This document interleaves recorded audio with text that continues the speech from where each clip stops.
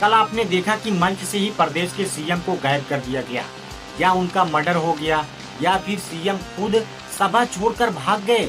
आखिर कहाँ गए सीएम?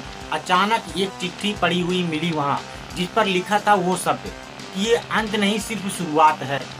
पटना में सियासी भूचाल आ चुके थे। टीवी चैनलों के हेडलाइन पर सिर्फ एक ही नाम था, महेंद्र प्रसाद। गया के मैदान में पुलिस की छानबीन जारी थी, पर हर कोने में सिर्फ चुप्पी थी। महेंद्र प्रसाद के गार्ड अभी भी सदमे में थे। उन्हें बस इतना याद था कि अजीबोगरीब आवाज के बाद सब कुछ अंधेरे में डूब गया। तभी पत्रकार अनिल कुमार ने वो डायरी सबको दिखा दी, जिसमें महेंद्र प्रसाद के सारे काले कारनामे थे। रामकिशोर बाबू की हत्या, वो भयानक रात और सत्ता की सीढ़ियों की चढ़ने के लिए हर गलत कदम एक एक करके सब जनता के सामने आ रहा था। अनिल ने वो डायरी डीसीपी संजय वर्मा को सौंपी और कहा, सर ये कोई भूत प्रेत की कहानी नहीं है, ये सात्विक दिमाग का साजिश है। डीसीपी वर्मा को भी यही लग रहा था। उन्होंने अपनी टीम से कहा, हमें महेंद्र प्रसाद के हर दुश्मन की कुंडली खंगालनी है। किसी ने रामकिशोर बाबू के नाम पर ये जाल बुना है, लेकिन क्यों? क्या ये सच में बदला है या कोई और खेल है? आगे हम बताते हैं। पुलिस की जांच आगे बढ़ी और एक नाम सामने आया, आकाश कुमार, रामकिशोर बाबू का बेटा, जो 1995 में अपने पिता की हत्या के बाद गया छोड़कर चला गया था। रिकॉर्ड के मुताबिक वो अमेरिका में एक सफल सॉफ्टवेयर इंजीनियर था। डीसीपी वर्मा को लगा क्या ये सब आकाश का बदला है, लेकिन उसके खिलाफ तो कोई सबूत नहीं मिल रहा था। अमेरिका में बैठकर वो कैसे ये सब कर सकता था? ये सवाल डीसीपी के दिमाग में खोद रहा था। इधर पटना में राजनीतिक हलचल तेज हो गई। महेंद्र प्रसाद के गायब होने से उनकी पार्टी सदमे में थी। तभी अचानक उनके बेटे अभिमन्यु प्रसाद ने मोर्चा संभाला और उसने पार्टी की कमान लेते ही प्रेस कॉन्फ्रेंस बुलाई और कहा, मेरे पिता के साथ साजिश हुई है, ये विपक्ष की गंदी राजनीति है। उसकी आंखों में आंसू थे, पर डीसीपी वर्मा को उनमें एक अजीब सी चमक दिख रही थी। डीसीपी वर्मा को लगा कि अभिमन्यु कुछ छुपा रहा है। उन्होंने अपनी टीम को उस पर नजर रखने के निर्देश दिए। पुलिस ने गया के मैदान की फिर से तलाशी ली। इस बार उन्हें जमीन में दबी एक छोटी सी चिप मिली। जांच में पता चला कि ये कोई साधारण चिप नहीं, बल्कि एक अत्याधुनिक माइक चिप थी, जो पूरे मैदान के इलेक्ट्रॉनिक सिस्टम की नियंत्रित कर सकती थी। इसमें कुछ रिकॉर्डिंग भी थी, वही भयानक आवाज जो लोगों को सुनाई दी थी मंच पर। इस सबूत के बाद डीसीपी ने 1995 की फाइलें दोबारा खोली। पता चला कि रामकिशोर बाबू की मौत कोई सड़क दुर्घटना नहीं, बल्कि एक सोची साची समझी की हत्या थी।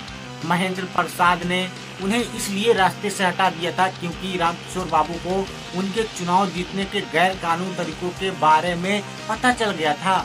और उस दिन एक गवाह था, एक बूढ़ा आदमी जो पटना के एक वृद्धाश्रम में रह रहा था। डीसीपी वर्मा तुरंत वहां पहुंचे।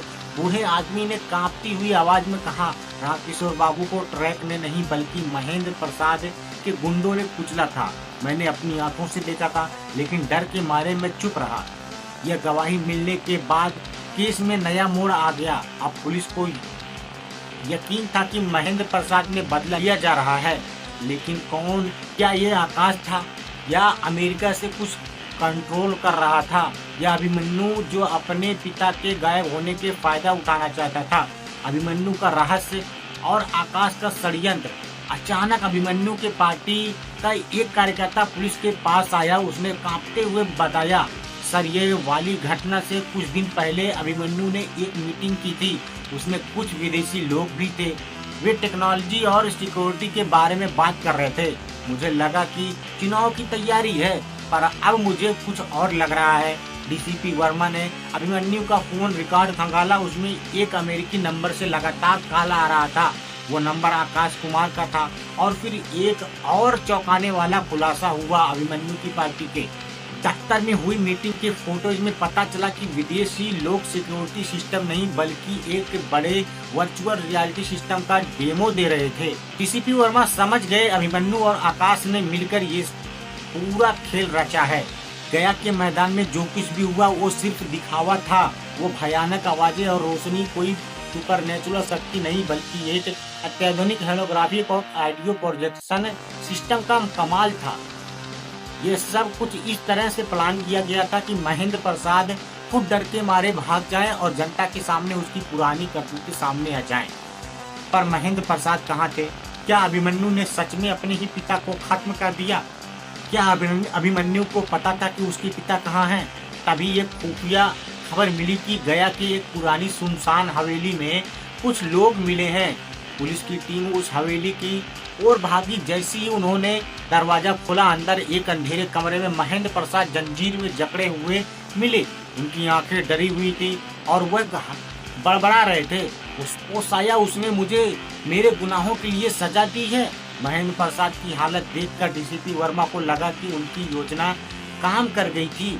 लेकिन अब भी एक सवाल बाकी था, क्या अभिमन्यु ने ही अपने पिता को अगवा कर रखा था या कोई और मास्टरमाइंड था?